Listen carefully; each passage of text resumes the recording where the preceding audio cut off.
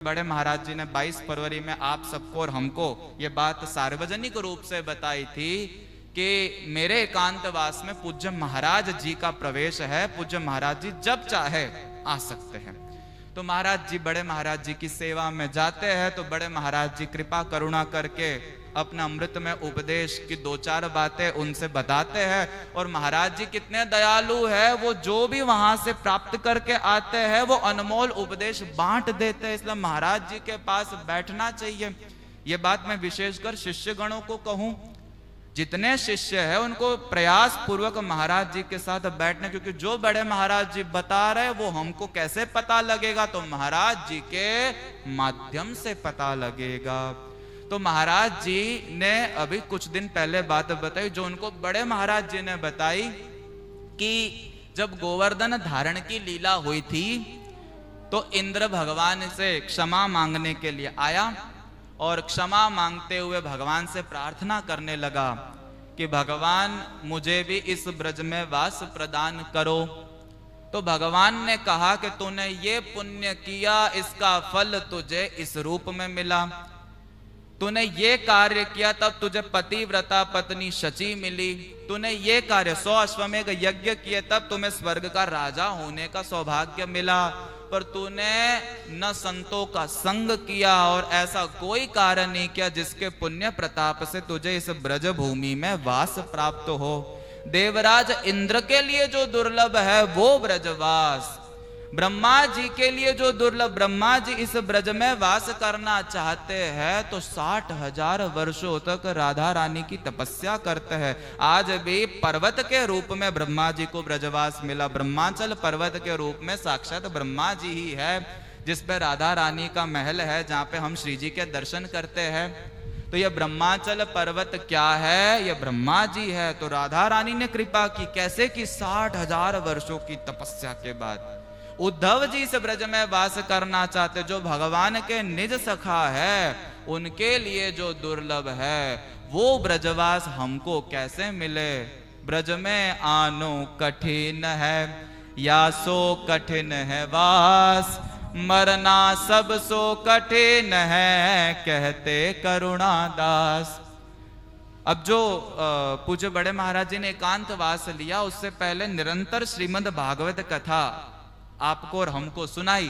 उस श्रीमद् भागवत कथा में कई रहस्यमयी बातें भी पूज्य बड़े महाराज जी ने बताई। उसमें ठाकुर जी की 8 पट्टरानी में एक भद्रा, जिसके पास सिद्धि थी, जो कोई भी रूप धारण कर सकती थी और अनेक रूप धारण कर करके भगवान को रिझाती थी, भगवान की सेवा करती थी। एक बार भगवान ने नींद में राधा रानी का नाम बोला तो राधा रानी का नाम सुन के भद्रा के मन में लालसा हुई कि चलो मैं अपने प्रीतम की सेवा के लिए ही तो प्रस्तुत हूं। कभी बिल्ली बन के प्रीतम का मनोरंजन, कभी पंखा बन के प्रीतम की सेवा। तो आज मैं राधा रानी का रूप धारण करके अपने प्रीतम को रिझाऊं, क्योंकि पतिव्रता पत्नी का यही दायित्व है। तो भद्रा राधा रानी का चिंतन करती है, लेकिन चिंतन में राधा रानी प्रकट हुई नहीं। फिर विचार करती है, ठाकुर जी की 8 पट्टरानी में एक भद्रा, राधा रानी न सही, राधा रानी के चरणाश्रित उनकी 8 सखियों में किसी भी सखी का मैं रूप धारण कर लूं। मैंने सुना है राधा रानी की सखिया राधा रानी के समान सुंदर है।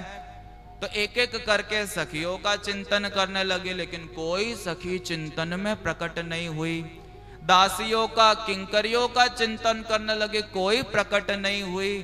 फिर सोचा ब्रजवासियों का चिंतन करूं, गोपी ग्वाल का चिंतन करूं, गैया का चिंतन करूं, कुछ नहीं प्रकट हुआ। तो अंत में ब्रज की रज का चिंतन करने लगे, लेकिन वो रज भी ध्यान में नहीं आई, रज भी मन में प्रकट नहीं हुई। अर्थात इस ब्रज में कोई मन से भी आना चाहे तो बड़ा दुर्लभ है, नहीं आ सकता।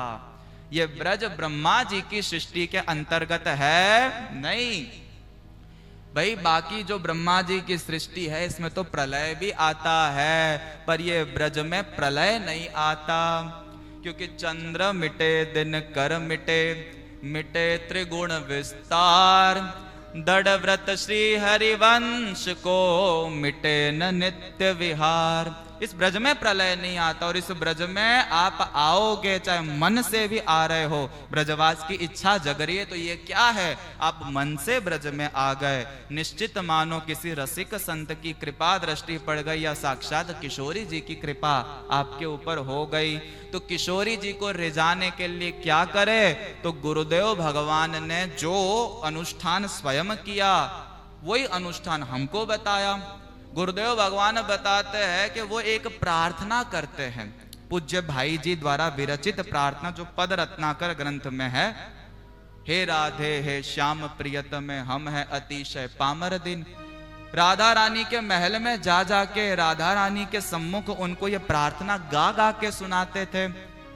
वो प्रार्थना उन्होंने हम सबको सार्वजनिक रूप से भी कही और मैं अपना अनुभव, वैसे अपना अनुभव सुनाने लायक तो मैं हूं नहीं, पर मैं अपनी बात भी बताऊं।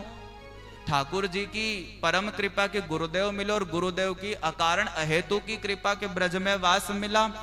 तो गुरुदेव भगवान से निकुंज दीक्षा मुझे पिछले साल 8 नवंबर को मिली थी और निकुंज दीक्षा जिस दिन मिली उसी दिन गुरुदेव ने ये नियम दे दिया, ये प्रार्थना रोज करनी है। हे राधे हे श्याम प्रियतम हम है अतिशय पामर दिन। बस नियम है, करो। तो नियम पालन करते हुए हम करने लगे। नवंबर बीता, दिसंबर बीता, 8 जनवरी आई और 8 जनवरी के दिन इस शरीर के माता पिता सहर्ष, कलेश के साथ नहीं, सहर्ष गुरुदेव भगवान के चरणों में हमेशा के लिए सौंपने के लिए आ गए। कितने महीने बीते? 2 महीने बीते। तो प्रार्थना का तो चमत्कार है, पर यह प्रार्थना का नियम यदि गुरुदेव भगवान से प्राप्त हो जाए और उस नियम का पालन करते हुए आप ये नियमित प्रार्थना करने लगो, तो मेरा यह विश्वास है निश्चित रूप से किशोरी जी रीझेगी।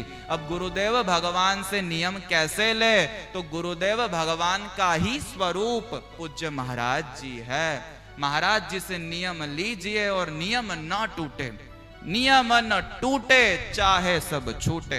गुरु प्रदत्त जो साधना भूल न तजिए नेम, चाहे सब प्रतिकूल हो तब ही मिले प्रभु प्रेम। तो ये प्रार्थना करनी चाहिए।